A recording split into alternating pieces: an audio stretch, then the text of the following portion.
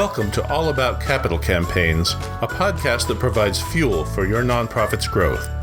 Each week, hosts Andrea Kilstedt and Amy Eisenstein, co-founders of the Capital Campaign Toolkit, provide practical tips about raising more money for your nonprofit organization. The Capital Campaign Toolkit is a support system for nonprofit leaders who are running capital campaigns. At capitalcampaigntoolkit.com, you can download a step-by-step guide for your capital campaign and get many other free resources. This podcast is recorded on a live webinar every Monday at 2 p.m. Eastern Time. You can join the live session and get your questions answered by signing up today at toolkittalks.com.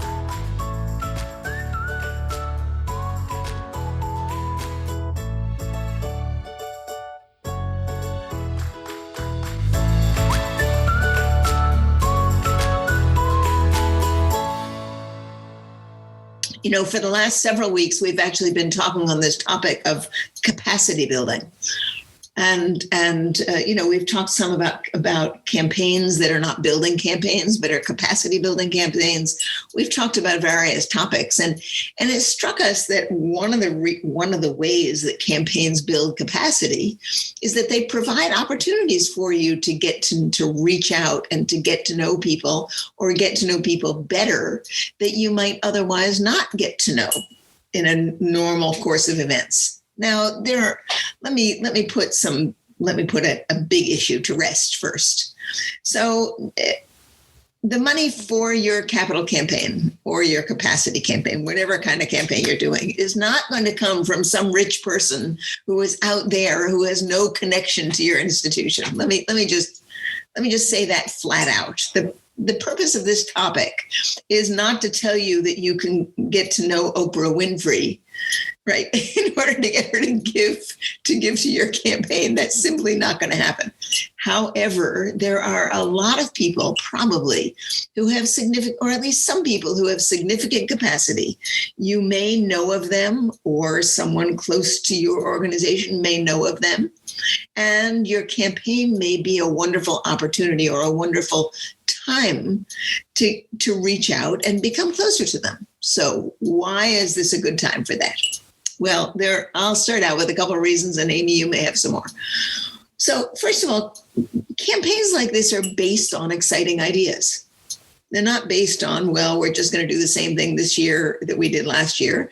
They are based on pulling together a vision of something and being able to put it out there in a way that really focuses on impact and that excites you and your leadership and your board and your key donors, right? This is a time for sort of raises the bar. And when it raises the bar on impact, it raises the energy level.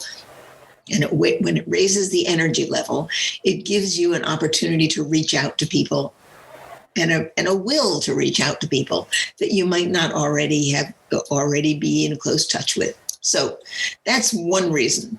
The second reason is that all of a sudden you are focused on raising this big goal, right, over and above what it is you're raising, and you're doing it through major gifts, through large gifts. So that is going to inspire you to look much more carefully at who's out there, right? And to have the courage and the will and the energy and the time and the staff to actually invest money in doing that you might not do in the regular course of your fundraising, just because we're people, right? That's what happens. And I just want to reiterate, so when Andrea says just now that you're going to be looking for people who can give you big gifts, I just want to make sure everybody hears loud and clear. It's not Oprah. It's not Bill Gates. It's not somebody out there. It's somebody right in your community. Now, it may be a little extended for those of you who work at national or international organizations, then the geography doesn't matter as much. But there's still people within your community, and that means people who care deeply about your cause, your mission, your organization. And so, but for most of you who are working within a geography, right, within a town or a region or a state, you're going to be looking for people who live and work in your area and who have reason to care about your cause. When you're looking for campaign donors who aren't already current donors to your organization, you are going to use campaign strategy to bring them in so that they are engaged with your organization prior to you ever asking for them for a gift, which is why you might get them on an early committee or include them in your feasibility study and get their feedback and their thoughts and their engagement in your big vision long before you're asking them for a gift. So, Andrea, you were just mentioning that the other day on our toolkit members call, our weekly call with the toolkit members, that this topic came up. Was there any specific example that came out of that conversation with our toolkit members? Yeah. I actually meant to kick it off with that because it was such an interesting question. Every Wednesday at 1:00 from 1 to 2 East Coast time, we have this small group of people that come together. Our toolkit members have an opportunity to come together in a small group discussion, and generally 2 or sometimes 3 of our campaign advisors hop on that discussion. Often somebody leads, one of our clients will lead with a question. Sometimes they send it to us in advance. Sometimes they just bring it up on the call. And then we have a robust conversation with everybody in the group, some of whom are incredibly experienced fundraisers, right, who are doing work. So it's one of the treats of my week, actually, is to be on those calls and hear these ideas. And this past week, one of our members sort of raised that question.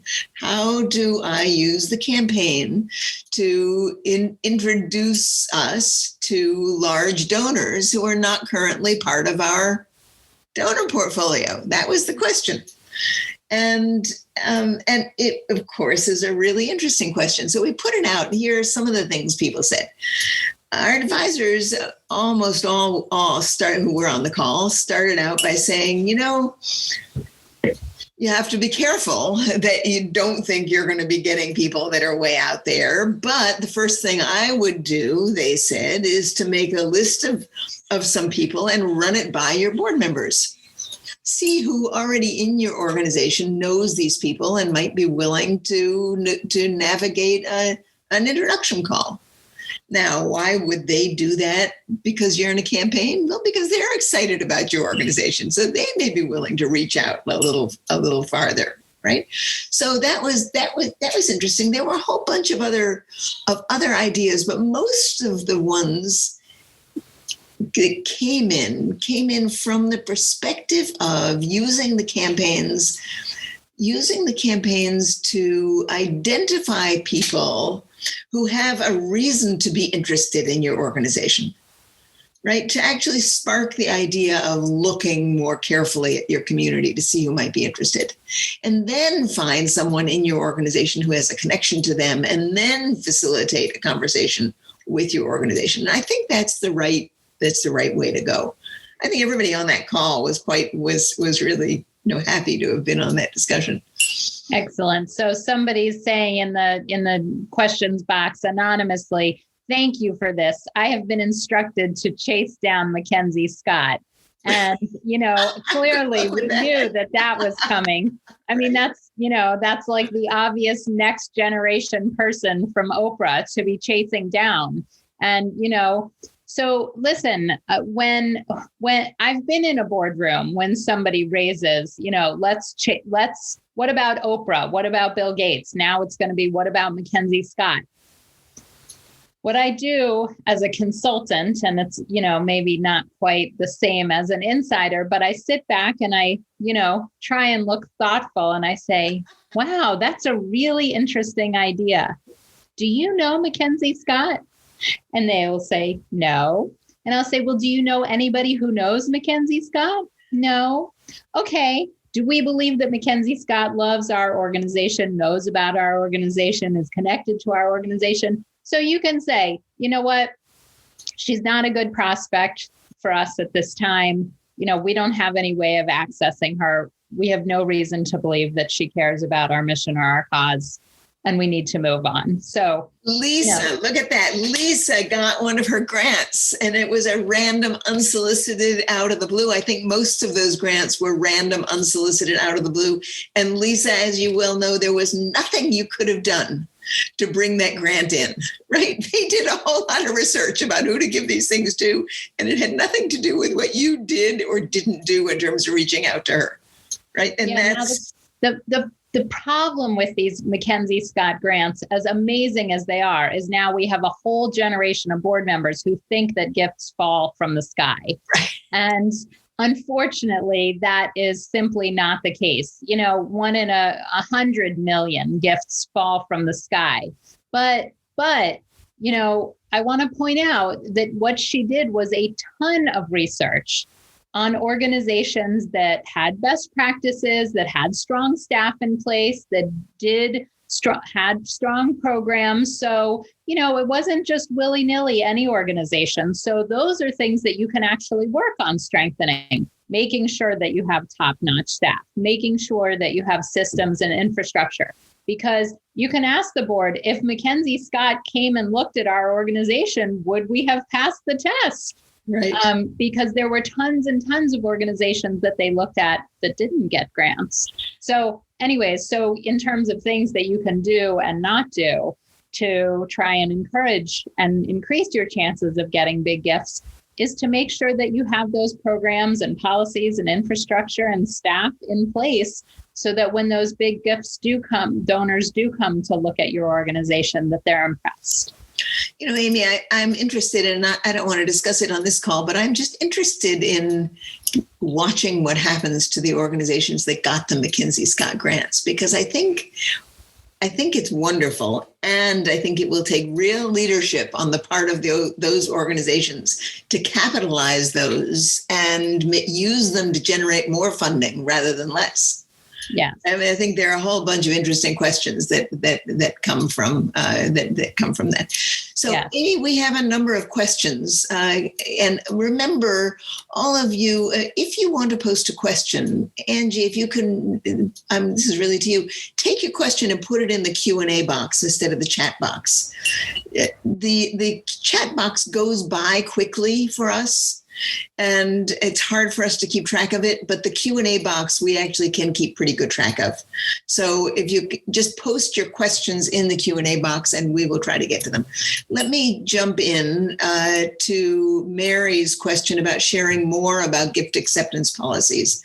And Mary, I saw your question, so I just, for the fun of it, did a search to see what would come up on my computer, right? As opposed, under gift acceptance policies, I have 40 years of computer files. You can only imagine what's hiding out there. So I don't even know what it is I pulled up here.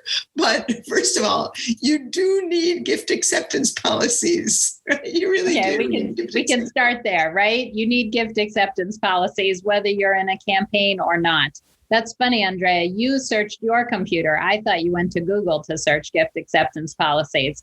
And I'm sure you'd get some fascinating things. But you went to your computer or you went to Google? I went to my computer. Yeah. The funny thing is that I pulled up the sample. I have no idea what it is or where it came from. Okay. Well, so in Google. Here's some thoughts about gift acceptance policies, and then you can jump back in with what you found on your computer. So, always, you can start with Google for sure. Also, Andrea's Capital Campaign Masters site has years of blog posts and information and free resources and materials, as does the Capital Campaign Toolkit site, right? So Capital Campaign Toolkit, also Capital Campaign Masters. If you search either of those sites, you're going to get some blog posts and free resources. Actually, there's even, we've added recently a resources section on the Capital Campaign Toolkit website where there's all sorts of free goodies. Now, of course, inside the toolkit itself, we have sample gift acceptance policies, as well as a template for you to fill in and answer your own questions to come up with your own gift acceptance policies. Those are for our toolkit clients, our toolkit members, but we do offer a ton of free material.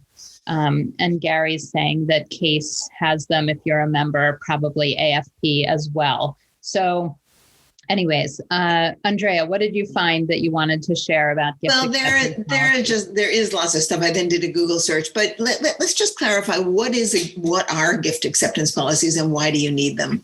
So a gift acceptance policy is a statement that clarifies before you have a campaign. It clarifies the kinds of gifts your organization will accept and what it will not accept.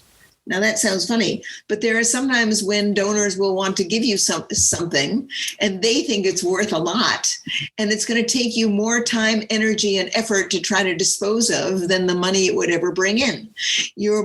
If you have good gift acceptance policies, it will say gifts like that have to be approved by your board. I mean, real estate is one of those, right? There are famous examples of somebody giving a piece of real estate to the organization signing and accepting the piece of real estate only to find out that it's full of battery acid. And that the amount of money it would cost to get it so that it's saleable, right, is not at all. So the donor got a big tax write-off and you got a big lump of coal, right? I mean, well, and Gary's saying swampland in Florida is an example. And Miriam says she used her gift acceptance policies not to accept a donation of a used car. Right. So, yes. Think of anything that would cost you more or be more trouble than it's worth to get rid of or sell. I mean, another example is artwork. So, somebody comes to you with a Monet painting, and of course, everybody on your board goes bananas about accepting this. Well, if you're an art museum, wonderful. If you're not, the cost of insuring it, shipping it, selling it, it's going to take you years off your life in order to figure out how to, manage something. So really what your gift acceptance policies say is anything other than cash, stock, or maybe, a bequest, maybe a few other things like life insurance, it's going to list a few things and say all other gifts need to be reviewed by either the executive committee of the board or your gift acceptance review committee or whatever it is, so that they can say, I'm sorry, we're going to ask the donor to sell this property or art or car or whatever and donate the proceeds. The gift acceptance policies don't have to be much more complicated than that, honestly. Just saying what you do accept and that everything else needs to be reviewed by a committee before you accept it. Yeah, it also covers things like who pays for the evaluation of an antique, for example, right? Who pays the stock transfer fee? You or the donor? You need to map all of that stuff out. And while we've been talking, I just looked, and Candid has a very good set of information on gift acceptance policies. So you might go to learning.candid.org and do a search there. I think you'll find a whole lot of very good stuff there. So that's good to know. All right. Amy, you want to dive into another question here? Yes. Well, I just like Susan's comment first. So she likes the term investors instead of donors, with the goal to offer a focus that there will be some sort of return on their investment. I mean, the return, of course, is a cleaner environment or more art or healthier animals or, whatever it is, as long as they're clear that it's not their personal return on investment, of course. But yeah, I think that trying to figure out different terminology is becoming more in vogue and perhaps more thoughtful. So if anybody in the chat box wants to talk about or list what other terms, I've heard partners for donors, organizations refer to their donors as their partners, their investors, things like that. So I think it's, investors is an interesting term, though, and I advise caution with that. One of the toolkit clients, and I'm going to forget the phrase, not only raises money philanthropically, but they encourage people to actually make investments, impact investing in their own community. And they actually run the investments. So they have the same donors who are both investors in that they invest money and they get it back. They get a return on their investment, and they are donors. The very same people are doing both. So there may be some level of confusion with some organizations, right? It really is different. And we use the word investors quite specifically often. Many people do. So I'd be a little careful with that. Yeah. All right, good. Jacqueline's asking a question. As we prepare to do a board assessment in order to really know where board members are, do you recommend a round of individual meetings with board members facilitated by the board president? And the CEO or board president? So, right. Here's what I would do. Jacqueline, you're asking the question of who should be doing those interviews. I think is the gist of your question. And I would probably sit down with a small group of people from the board and figure it out. Right? To talk about, well, what's the structure of a board assessment? Who should be doing these interviews? And have a conversation about it. You don't have to make up that decision and enforce it on the board. You can have your board president, development director, which I think you now have, an executive director, and you can say, okay, let's look at this. There is something to be said I believe, for consistency. So I wouldn't have 3 people doing these assessments unless everybody is very clear exactly what it is they're doing, or you're going to end up with results that are all over the place. So, if you have 14 board members, you may just have one person that's going to do 14 Zoom calls, right? You might want to send out a questionnaire in advance.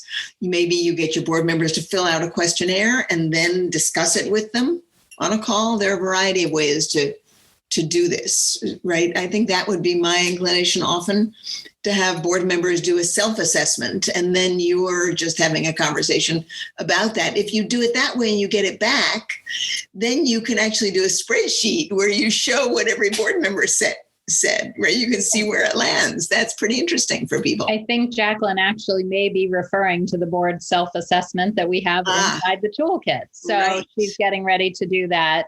Yes, she is. She said, excellent. Yes. Thank Amy, you, Jacqueline. Dear, I'm going to leave you for just a second. I am on a sweater. I'm too hot. I got to go change. I'll be right back. You're on your own for a minute. All right. Excellent. Let's see some of these questions that are pouring in. Cynthia is saying, any advice on how to turn a COVID grant from a capital campaign prospect who is given for the first time into an effective capital gift ask? So it was a COVID grant, I guess, and from a capital campaign prospect. So listen, I don't think there's any difference whether they gave for COVID or through a grant or for a capital campaign. You are going to steward and cultivate your donors in the way that's appropriate and necessary for the level of gift and the relationship that you have for that particular gift and that particular donor. So, as Cynthia, if I'm understanding your question correctly, you want to make sure that you have thanked them properly, that you've let them know how their money was used, the first money that they gave you, before you even consider asking them for a second gift. Make sure that they were thanked, if possible, in multiple ways by multiple people. Did you pick up the telephone? Did you handwrite a note? Did a board member reach out? What were the thank you processes in place before you consider asking them for a next gift? All right. So the next question is from Susan on how to capitalize on a largest grant from a donor who wants to remain anonymous, including among his friends and other volunteers. It's for a specific infrastructure project, but they're flexible. So I think the question is here, you want to promote this gift, but the donor's anonymous. Is that how you're reading the question, Andrea?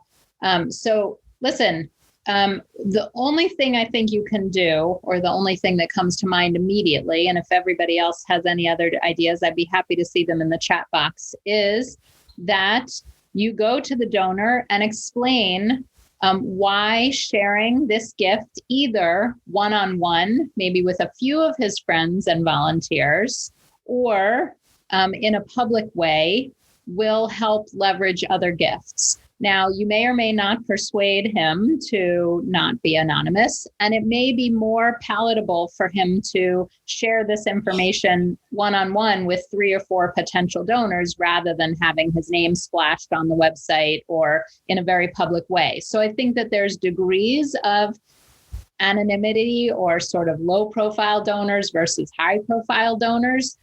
But at the end of the day, you need to honor your donors' wishes. So if they want to stay anonymous, even if you want to publicize it, no way. Okay.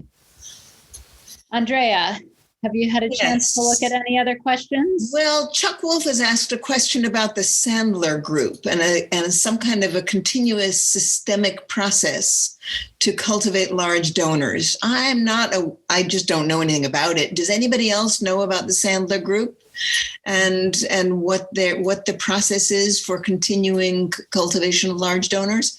We'd be interested in information about that. We're always interested to learn. So, Terry's saying it's sales training. So, Andrea, those are the people that we Sandler. Oh, of course. Yes. Of course. So that's very funny that it's coming up in this context. They are mostly a sales training group. And, there are books by this group. It's a sales training group. And, listen, there are some sales strategies that overlap with fundraising and donors, and some of it is about asking good questions and cultivating. I always say take these things with a grain of salt. Really think about what applies to, Andrea may have the book. Is that what you're pulling off the shelf? Yes, a Sandler book. You can't teach a kid to ride a bike at a seminar. So anyways, that's one of the sort of cornerstones, Sandler sales training. And, some of the concepts are probably good donor cultivation and stewardship. So, all right, let's leave it at that for now. Unless it's a different Sandler. So let us know if it is, right? We're assuming it's the same Sandler. Yeah. Okay. Excellent. Right. Terry's sharing the link in the chat. So great. So I just have to say this, Amy, that I did read this book. Amy and I keep trying to learn, and we have these kind of reading assignments periodically. This was one of them, and I'm just getting tired of the male-dominated kind of approach to selling. And Sandler, he actually is I think he's dead now, but he was of my generation or older, right? So he came out of a very male-dominated world, right? When I was growing up, that's what he comes out of, and it just made me laugh because it feels sort of dated to me in a way. And I think the world has changed some. That's not to say that there aren't really good ideas in this. There are things that we now employ. I'm all in favor of it, but I think given how much we can do through social media now, how many other channels there are to reach people, I think there must be other interesting things to look at as well. Also, I don't want to down talk it. That was just my response to it. All right. Angie's asking, she's writing her business plan for the coming year or years, and everything in her city is still closed. Can't book anything. Okay. So she wants to know, does she write 2 budgets, a COVID and a non-COVID budget? It's hard to plan. They pivoted this year. So events, I think part of the issue is events, probably meeting donors in person. Yeah, but look, there is something I think to really say about this. I'm sure Amy has had this feeling as well, but all these years you're in business and you talk to organization after organization that are busy fundraising by doing events. And after a while, it just makes your skin crawl when someone says, oh, well, we have 6 events, right? We do an event every other month. And then you say to them, do you ever track how much time you and your staff spend on those events, right? Do you track that? And of course, they don't track that, right? And then you say, well, why don't you take one of your events and why don't you track that? And then let's translate however much time that was into what you could have accomplished if you actually had been doing some major gift fundraising during that time. Right? And let's look at the balance. So here's why I'm bringing it up here. for most organizations, COVID has forced you away from your addiction to events fundraising. And boy, if I were you, I would grab onto that and fight like mad not to go back to it, right? I would say we're not going to go back to our 6 events. We're not going to do our golf tournament. We're not going to do our chocolate party. We're not going to do, our fire and ice ball or whatever it is, right? We're going to pick one event, and the rest of what we do is going to be friend raising, not fundraising. And we're going to take all that time and we're going to reorganize so that we spend our time and effort where it is best placed on major gifts fundraising. And you know what's going to happen? You really will raise more money. And it begins by tracking how much time you're spending on these things. And then subtracting the value of that from the net revenue of your events, right? So COVID has probably helped you with that. Most organizations would come up negative. If they had to charge the staff time that went into planning events, they would come up negative. But, just think about your events. I always say, take the 2 or 3 that net the lowest, right? So, if they cost you $50,000, you raise $75,000, they cost you $50,000, you net $25,000. Can you identify 3 donors that could give you $25,000 and put the time into cultivating them? One major donor can give you $25,000. You don't have to actually raise the 75 because you spent 50 on food and awards and nonsense. Right. And then nobody has to plan anything. So anyways, I think really, really take this opportunity. Try and turn all those event donors into major gift donors or individual donors at any level, right? That's what this year is for. But back to the original question, yes, you need an A plan and a B plan. This year is unpredictable, and I think it is okay, but aim high and then figure out what's realistic, and you'll get somewhere in between those two. Yeah, and find what's in between. I mean, I just wrote a blog post, Amy helped me with it, that's going to come out tomorrow, called Back to the Future, right? Which is just about that. It's about looking to see what you're going to hang on to from this COVID period we're in, and how you're going to use it to develop a plan going forward that isn't just back to what you were. It's back to what you are, plus all the good things you've learned in this period. So we had a good time coming up with that phrase, Back to the Future. I mean, when was that movie? A long time ago. Yeah. All right, good. Chris is asking about building a board. So that's too big a question for us. I'd love to turn this one over to the chat box. What do you do to recruit and find board members? I mean, we can talk about it a little bit, but I'm sure that people on the line have great ideas. So how do you begin building a board? How do you add to your board? Yes. So Nancy Sherrod has asked a really practical question about Zoom calls. Let's dive into this one. We're about to have a Zoom meeting attended by 12 potential donors about a great project. Advice on making it super engaging.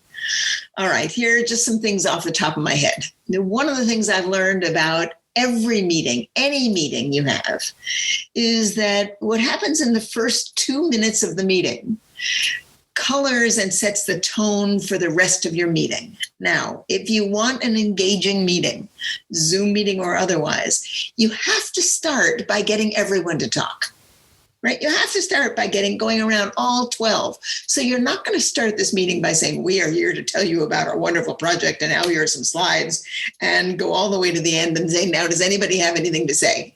You know what? They're going to sit there like bumps on logs, and the people who are going to talk are going to be the problematic ones. So instead of that, you want to say, we're going to go around the room and I'm going to call on people. You have to facilitate Zoom calls strongly because people don't know when it's their turn to talk. So you have to call on everyone. You can do it by the order of the tiles on the screen. You can do it alphabetically. You can do it however you want, but tell people what is determining the order in which you call on them, so they're not wondering if they're popular or unpopular, right? So set that out. Come up with a good, quick question. right up front and get everyone to do it, and have a ringer. Pick one person that you instruct about how long it is you want them to take. So if it's 30 seconds that you want everyone to take, get someone who can actually model that, and then go around the room and get everybody to do that. Now, if you do that the first few minutes of your meeting, it will set the meeting up to be participatory. Okay, send in advance whatever it is that you would want it to present, right? So that you're not having to, you spend a minimum time of presenting and a maximum time of discussing. So be sure and send something that's simple, right? Don't send anything complicated, because if you do, what's going to happen is that 3 people are going to look at it and 12 people are not. So send something someone can scan, right? And then if they haven't looked at it, you can say, okay, take a look at it quick right now. It's scannable. And this is what we're going to discuss, right? So start out, those are my 2 things. Start out engaging people. Yeah. So, and make sure, so 12 people, it's a great number for a meeting. In an hour meeting, everybody can talk at least twice, hopefully 3 times. And Andrea said this, but don't say who has something to say, or does anybody want to comment? You call on them by name. Say, listen, I'd like to hear from everybody. I'm going to ask you this specific question. And I love, Nancy, that you say that you want to talk to them about a great project. You know, one of the questions you can ask is, what do you like about this project? What concerns you about this project? You know, why are you here? Why do you care about the environment? Why do you care about animals? Why do you care about healthcare? Right? So set the tone, get everybody talking at the beginning, and then at the end, have a wrap up. What were your key takeaways? You know, write down 3 things that interested you, that you heard that were interesting, and share one with the group, and go around it again so that everybody's participating. Right. So here's something to know about meetings. Again, this applies to Zoom meetings and it applies to other meetings too. And there's been a lot of research about this. This isn't just off the top of my head. So it turns out that people remember 2 things about meetings, always. They remember whatever the high point, the high energy point was in the meeting, and they remember the end. So sometimes the high energy point is when there's a disagreement or someone's yelling, or sometimes the high energy point is something terrific. People will remember whatever that high energy moment was, and they'll remember the end. You can control what they remember at the end by being sure that you have a question that is going to pull good stuff out of the group at the very end, because that's what people are going to remember. That's very funny, because I thought one of the things that you were going to say people remember is what they said in the meeting. That's true too. Also true. That's true too. If you can get them at the end to say what they're committing to, what their next steps are, what they found most valuable, that people always remember what they said. They don't remember what other people said necessarily. All right. So Megan is asking about tips on how to hold meaningful stewardship events virtually with opportunities for 2-way conversation. So I'm going to twist your question around, Megan, and ask, why do you think it's a good idea to hold a stewardship event virtually or in person? And, you know, the idea that it's meaningful, your question is, how do you hold a meaningful stewardship event? I don't know. Can you? I'm going to twist that question a little bit back so people can share. I guess you know my sort of biased thoughts on that, Andrea. I mean, you know, I would rather spend the time individually cultivating people, calling them, thanking notes. You know, sometimes there's value in people getting together for stewardship, but honestly, everybody's so zoomed out. Are they going to show up? I mean, you're going to have to put on some real whiz bang event to get people to show up. Otherwise, you're going to plan this whole event and 3 people are going to show up, or no people are going to show up. And then you've put all this work into it. I don't know. Andrea, you want to add anything or move on? Yeah, I want to add something. So Amy and I have been so grateful for the people who have come onto the toolkit, you know, from the very beginning. I mean, when we started out, we were starting something new, and, you know, now we're pretty well established. And Amy took over this job of figuring out what we were going to do to steward all those people who have been so amazing to the toolkit. And she ordered mugs filled with goodies and sending notes to everybody. Now their stewardship. And I'm so touched actually by the emails we're getting back from that, right? That, I mean, it sounds kind of hokey, but the reality is when you get a little package that with a personally signed note, right, that is specific to that person, that's probably a better way of stewardship than an event. So think about what you might send people that would matter. You could even drop things off on people's porches, or, I mean, there are all kinds of things you can do that aren't events, so that you really are connecting directly. I mean, the issue of stewardship is that you want to connect directly with people in some way or other, and that's what you need to be thinking about. Do something memorable. So having them gather on Zoom, it's a tough sell. I don't know. All right. Judy's asking, does anyone have great ideas for a grand opening celebration during COVID? We have to be very careful about social distancing, but don't want to miss out on an opportunity to thank donors and make a big deal about opening a new library after years of fundraising. It's true. I think, a grand opening is it is a unique opportunity, or maybe you can have multiple grand openings, multiple smaller grand openings. You don't have to have one big splashy grand opening. Andrea, what do you think? Grand opening during COVID? I certainly at some point you will want to have a grand opening. And I wonder if there's not a nifty way to do it by getting a videographer to come and do some kind of a fly through or something, if you couldn't tease it. We're not all that far. I mean, maybe we're another 6 months or 9 months away from a grand opening.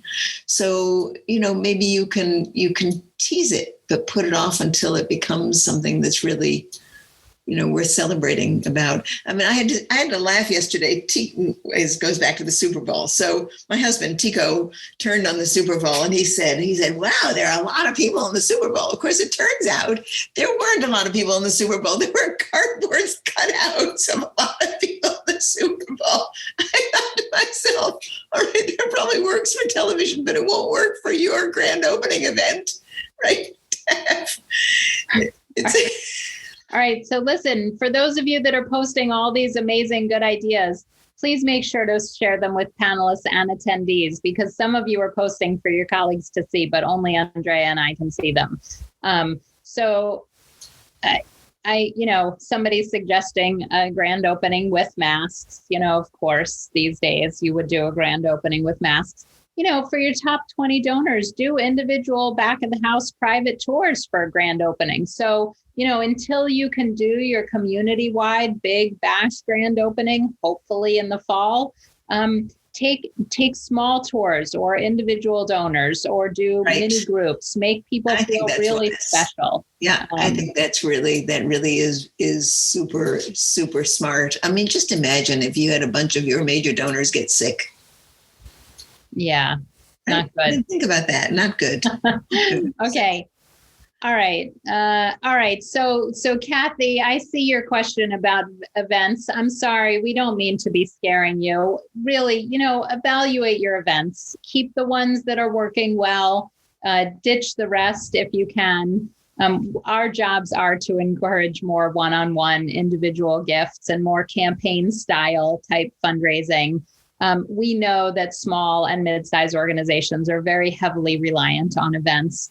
And, we want you to be less so. We want you to be a little more independent from your events. So, and if you're going to do events, you have to do them through the lens of major gifts fundraising. So if you don't give your board members assignments about what they're supposed to do in the events and how they're supposed to get notes back about what they learned about people and who they met who would be interested in becoming more engaged and more involved, right? If people just go to a party and go home and you've collected nothing from that, that really isn't worth a whole lot. But if you give assignments and you get people to give you information after the fact, if you use what our colleague Peter Heller calls the whisper technique, do you remember that whisper technique? No. Peter Heller has a wonderful technique, which is that he tells his key board members or just development staff members to go, if there's an event and there is a community leader there, to go and whisper and say, hey, Joe, or, I wonder if I could call you next week to schedule an appointment. What's Joe going to do? Say no? Of course he's not going to say no. He's going to say, yeah, call my office or whatever. And then next week you call his office and lo and behold, he told you to do that. So Peter's saying you should talk to everybody important and whisper to them, hey, would it be okay if I call you next week? So listen, I think that's a good point. And Claire's reminding us that some non-tangible benefits of events is the ability to introduce the mission to new people. Yes. And that's not a one-on-one thing. So we're not suggesting getting rid of all your events. You can and should have some cultivation events. You can and should have maybe 1 or 2 fundraising events per year, but don't confuse. Sometimes organizations will say, we had this fundraising event. And I'll say, well, how much did you raise? $1,000. All right. That wasn't a fundraising event. You didn't raise any money, not any real money. And so really think about, what are you doing to cultivate and steward your donors? You may have some events around that. You may break even at some of these events.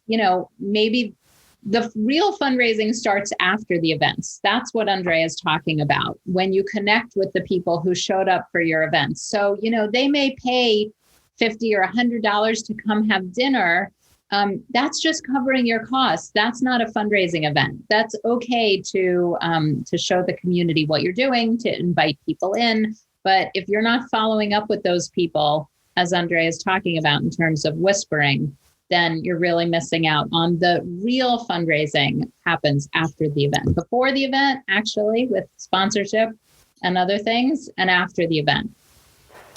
I gotta say, I just went to this website, this Lily Bell website, to see these chocolate rabbits with masks on. They're really sweet and funny. Excellent. It made me laugh. All right. So Taylor, your question is very specific. I think, if you want to email us, you're asking about a 50th anniversary campaign that got postponed because of COVID. And now what do you do? I think is the gist of it. I have to say that we discourage organizations from having anniversary campaigns around anniversaries, 25th anniversary, 50th anniversary, 100th anniversary. Listen, it's wonderful that you reached that milestone. It is a milestone to celebrate, and it shows that you have a history in the community, but it doesn't say at all what you're going to be doing in the years and months and years ahead. And campaigns are forward-looking. Anniversaries are backwards looking, right? You're celebrating your accomplishments of the past 50 years. That's fine, celebrate. But in terms of donors giving big money, it's about what will you be doing in the 5 or 10 or 20 years to come. And so a campaign has to be much more specific and have much more specific objectives than just celebrating that you've existed for 50 years. That might be important to the people at the organization. It's not that important to your donors. I mean, it's nice to have a history. So, Andrea, we've got a few more minutes. Yes. Anything else about importance of connecting with donors? Do you want to add anything to that anniversary campaign question? Or there's a lot of great chat in the chat box. Yeah. Those of you so following. I just want to reiterate. We mentioned it earlier, but I think it's easy to have it get lost in the mix. One of the reasons to pare down the events is not just because you don't want to do events.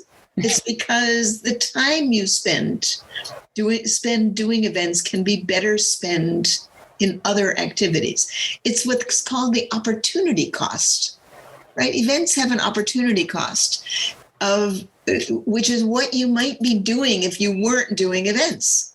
So one of the ways to get yourself into that frame of mind is to sit down with a piece of paper and say, well, if I didn't have to do the golf tournament or whatever event, and I had, 15 hours a week that I'm going to put into this for the next umpteen weeks, what would be the best use of my time if I really wanted to raise some significant dollars, and make a list of the things you might do that you know you're not going to have time to do if you spend 15 hours a week or whatever it is on your golf tournament. So we're always looking at opportunity cost, at reshaping your focus so that you are using your time to the best and highest value in terms of the results that it's likely to get. And it's so easy to forget that. It's just so easy to, when we say to people, why aren't you doing more major gifts fundraising? And they say, I don't have enough time. The real question is, well, what are you doing with your time? And is it worth as much as it would be if you were doing major gifts fundraising? That's the question. So push yourself on that a little and see what you come up with. All right. As we round the home stretch here and we think about our final thoughts and our final questions and answers, I do want to make sure that everybody on the call understands. We started the call, Andrea was talking about our weekly calls with our clients, our toolkit members. So every week with our toolkit members, those that are toolkit clients, we have a weekly call, and every client is invited to call in and share their thoughts and questions. Those calls are similar to this, but everybody's on the screen. They're much more intimate. They're much, it's a small group. It's a tight-knit group. And so I just want to make sure that everybody knows that you can also join that opportunity if you're interested and have access to all of our online there's an actual toolkit of campaign tools, resources, and materials. And we hope that you will consider joining us if you like what you see here and want even more access to me and Andrea, all of our advisors, and all of our online tools and resources, really a step-by-step guide to how to do a capital campaign. So, all right. One more question before we wrap up. I've texted somebody this, but some people want to know about the recordings, and we do put recordings of these up on the toolkit website. We also take the audio of these and create them into a podcast, which I think on Fridays gets put up as in the blog list for Capital Campaign Toolkit. So if you want to listen while you're driving or walking or whatever, if you haven't had enough of us. Yes. So if you ever miss them, if you can't make a week, clearly there's a recording page on the website. You can get it in through the resources tab on our website. Also, right, every Friday, the recordings of Monday's calls come out on podcasts. So. Hey, Cammie wants to know how my pull-up, my desire to do pull-ups has come. I'm actually doing chin-ups, right? And I accomplished a feat this morning. I went down to a lower band and I actually pulled myself up, and that was very exciting. I'm getting there, Cammie. Excellent. All right. So if you want to join us in the toolkit beyond these weekly calls, do feel free to reach out and speak to me or Andrea, talk about how you can join our inner toolkit community. If you want to join to be a member, we would love to have you. And we look forward to seeing you each and every Monday on this live recording. So thanks, everybody. Bye, everybody. Good to talk to you, Amy. Thanks. It's always fun to work with you, Amy. You too. We'll see you next week. Bye, guys.